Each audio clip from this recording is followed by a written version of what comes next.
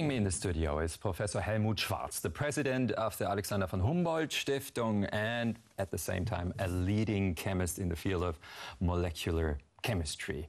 Now, Daniel Shechtman is being awarded this year's Nobel Prize for the discovery of quasi-crystals. Would that be too hard to ask you to explain to us what that actually is? I will do my best to do it. When you try to cover a table or a plane with small elements, you can only do it with triangles, with squares, with hexagons. It is impossible to do it with pentagons or with rings having 7 corners. But it was Shechtman who demonstrated that that is possible. It is also possible for crystals. And he was the first to demonstrate that periodicity, which was a kind of a dogma in crystallography and in material understanding, is not correct. He was really working against any kind of established knowledge. He was actually fired. His boss gave him a textbook, saying, look, read what is stated there. He was fired because he became an embarrassment for his environment. So he obviously faced open hostility. Absolutely. But that means that scientists... Even a Nobel laureate mentioned there are no quasi-crystals, there are only quasi-scientists telling that is not a real one. But doesn't that mean that our science is kind of moving wrong? We need the outsiders and not the straightforward ones? We need outsiders everywhere, also in science. They are really the salt in the soup. Okay, thanks a lot. Up to you, Professor Schwarz. First, we meet up with a Nobel Prize-winning neuroscientist. Like it or not, even while you're listening to us, your brain is changing. Every piece of information you pick up makes nerve cells grow and inevitably lead to a restructuring of your brain. And that's called learning. The mechanism behind memory was discovered by the researcher Eric Kandel, and he received the Nobel Prize for Medicine in 2000. We talked with a man and looked at ways researchers are continuing his work.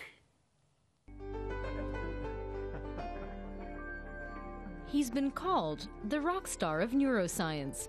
A meeting with Nobel Prize winner Eric Kandel leaves a lasting impression. Eric Kandel lived in Vienna until he was 9 years old. The birthplace of psychoanalysis also sparked some of the ideas behind neurophysiology. I thought I would focus my research on a problem that is central to psychoanalysis, and I thought memory is the key problem to psychoanalysis. We are who we are because of what we learn and what we remember, and the point of a psychotherapeutic experience is to allow the person to relive earlier memories in the context of a protected, safe environment. And so I've enjoyed working on memory. He comes from a Jewish family, which in 1939 fled the Nazis for the U.S.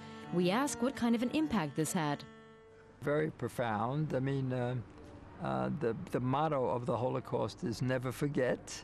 And here I'm studying memory.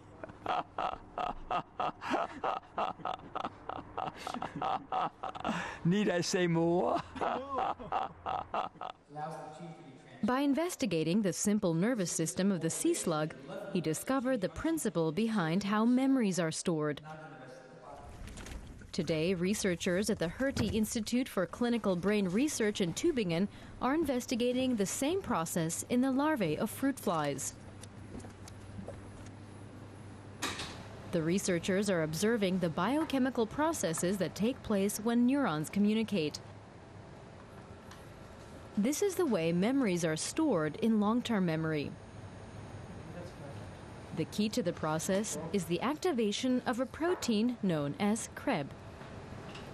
I discovered that it's involved in memory storage. People knew the protein existed, but they didn't know it had any function in the brain or in memory storage.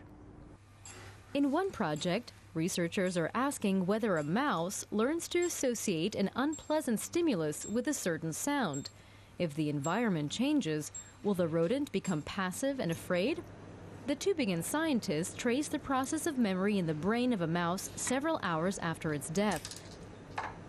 They stimulate a cell and test whether the synaptic connections to other cells are still in place. Here, the memory pathway is still intact. Much of this research was pioneered by Kandel. That was certainly the major discovery, the reason why Eric Kandel won the Nobel Prize. He discovered many things that are now being investigated in more complex organisms like mice and humans. Synaptic plasticity is a very important element in memory and learning.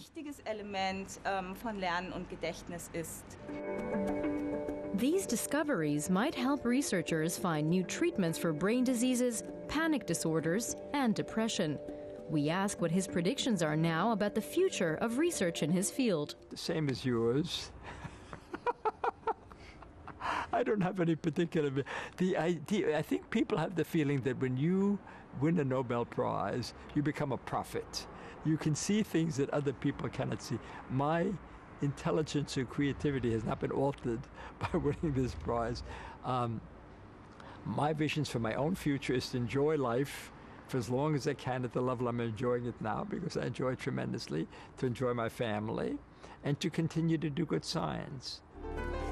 Even today, Eric Kandel and his wife Denise still carry out research in New York and travel the world over to present their latest findings. Professor Helmut Schwarz, the head of the Humboldt Foundation, is joining us in the studio. Now, the Humboldt Foundation actually gives grants and prizes to researchers.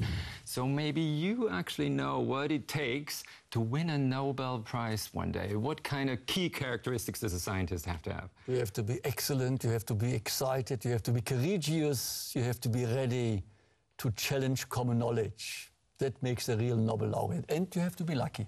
But because you have to be nominated. Yeah. Of course, but you are a researcher of that type. Yeah. You're a chemist, internationally working.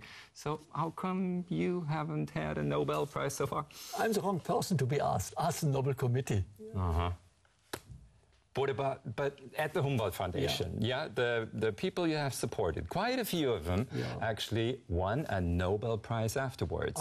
So you should know a bit more. It seems we really have a nose to identify at an early stage talents. We know that is the right person, a promising candidate, and it looks like out of the 47 Nobel laureates in the Humboldt Stiftung, 44 or so were identified years ahead of the Stockholm decision. So Stockholm is looking what you actually do. Maybe they do, maybe they do. In fact, if they do, it's good that they do it. And maybe one other thing, do the researchers actually have to have good nerves? Because the beginning of October, we know Stockholm might call. So what happens in the Society of Researchers? Well, a few of them get really nervous. There's a kind of a Nobel Award disease, which affects them. But the majority, I think, they take it in a rather relaxed mood. They just wait, lean back, do your research, get excited about what you are doing. But you could get sick. So, yes, a few do get sick. That is true, but they are the exception. Okay. I hope you won't get sick. I hope you'll get a Nobel Prize one day. Thanks a lot for the talk, Professor Schwarz.